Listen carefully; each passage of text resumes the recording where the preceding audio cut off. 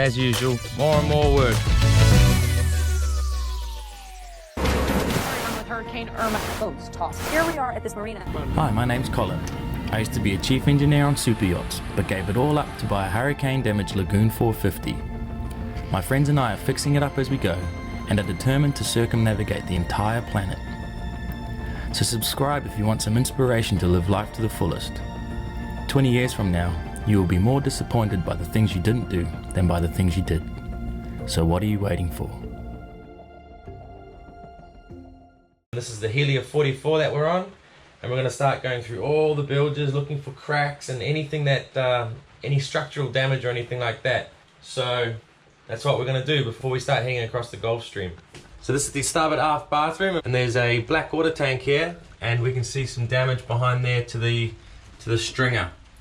So we're going to take that tank down as well and see what's going on behind that. You can see the construction of the stringers and the frames is so much better than what I've had on Parlay.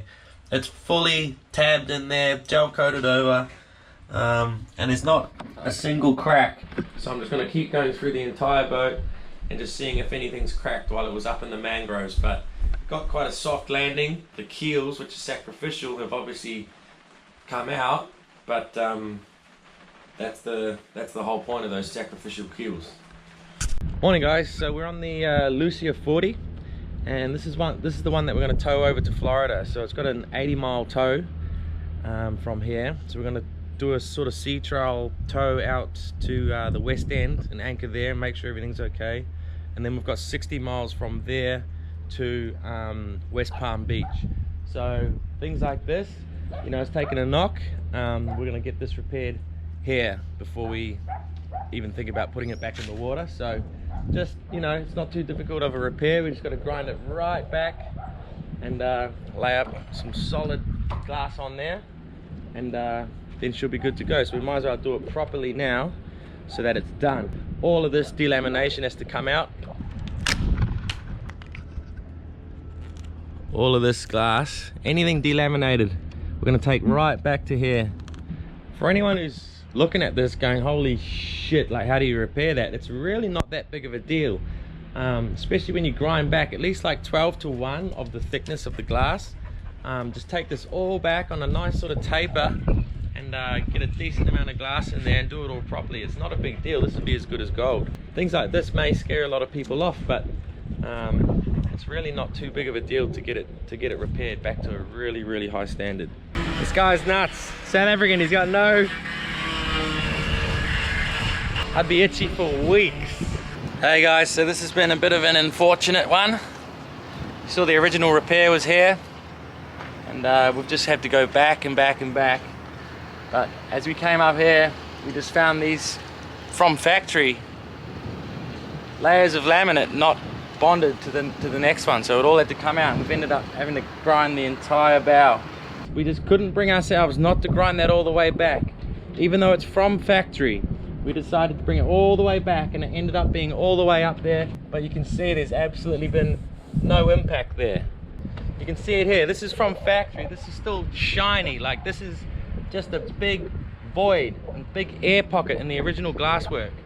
So we had to grind it all out. We've taken it all the way back so we can get a decent amount of glass all the way across here, and we'll do the repair. So the first thing we have to do is just put a couple of small patches over where we went right through the glass and fill the voids like this, just with we're going to use some polyester resins with micro balloons in it, just to make a paste, to make it into a filler.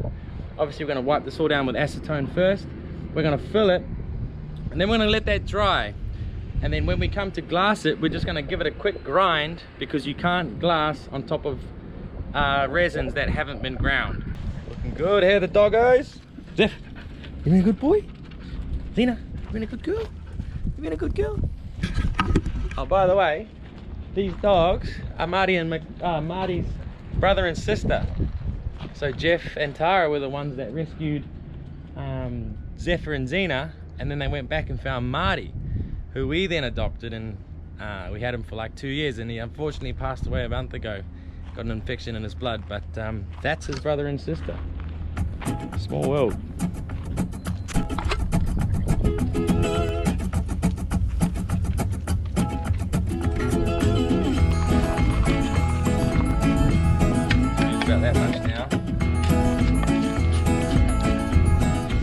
not structural at all. It's just filling this big void so that we can glass it without getting huge air bubbles under it.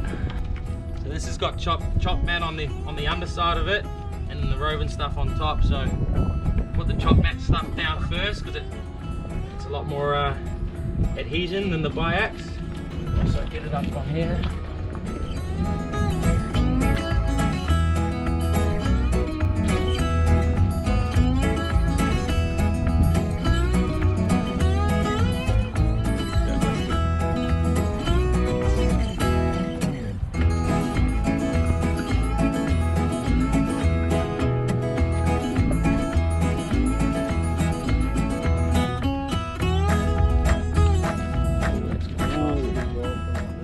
There we go, guys. We ended up putting about 3 layers over this middle section here, and we're going to let that cure overnight and come back tomorrow. This stuff is so thick and so strong, it's not going to be a problem at all. Morning, guys. So here we are. It's fully cured, nice and hard. So before we glass over this again, we've got a few things to do. We're going to put some straight edges on here to see where we're at with our level. In the next few hours it should be completely done. We might roll some gel coat over it in the end just to protect it from the ocean and the UV. And then maybe we could even put a third one, Build that just out. to build that right out, because it's quite low there.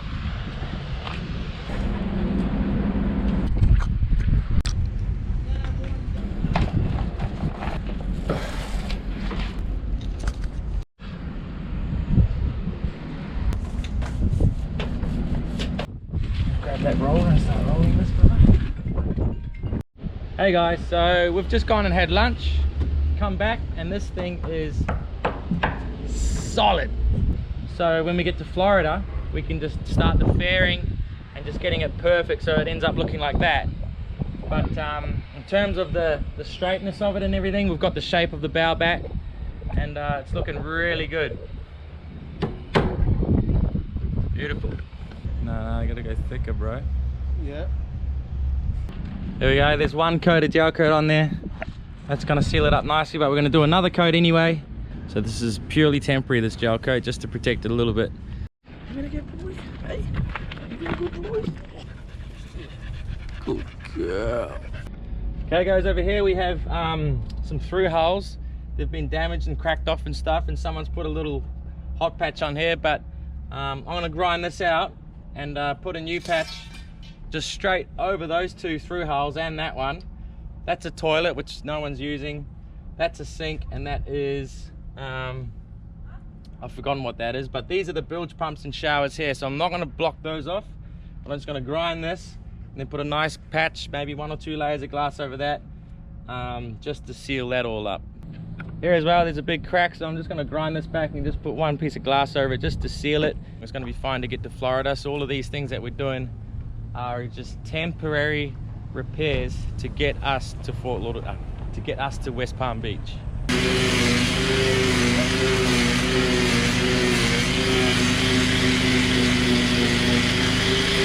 All right, guys, you're going to see a recurring theme here. What seems like a small little crack, once you grind it back, you realize that there's a lot more damage to it than initially thought. So this here is all delaminated. As I went through the layers of glass, it just became more and more bouncy, and I can see that the glass is actually off the balsa core here. So because we're on a time restraint, we've got to get this thing in the water tomorrow. I'm just going to do a big patch with epoxy over this whole thing, and then I'm going to leave it, and we're going to know that we just need to pretty much cut this whole section, at least the outside laminate out, inspect the core, and then do a full proper repair here. As usual, more and more work, but that's why every little crack that we find, we inspect the core behind it to see if it's wet or rotten or good. You never know, so you just keep going until you find that everything's sealed and dry. This is above the water line, so I'm just going to put a strip over that just to seal it, and that'll get us to Florida. But again, we're going to open this right up and see what's happening with the core. But this has gone black, so there's been water in here rotting out this balsa, so this could end up being a huge repair here. We shall see. Boys are going. still working hard. It's getting dark. Hola! They just rescued these ones and they've been sleeping with us in the boat. Trying to convince Colin if we can take back one, but it's not that easy. What do you think? You guys want to travel with us? You want to be in Parlay? Somebody's not happy.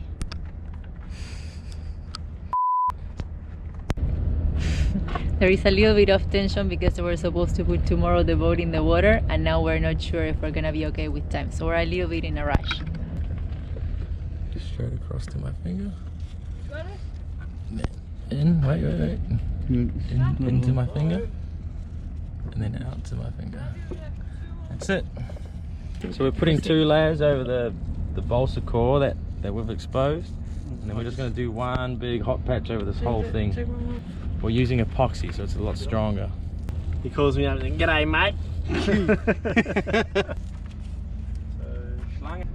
And Zina gets like, you're both standing there.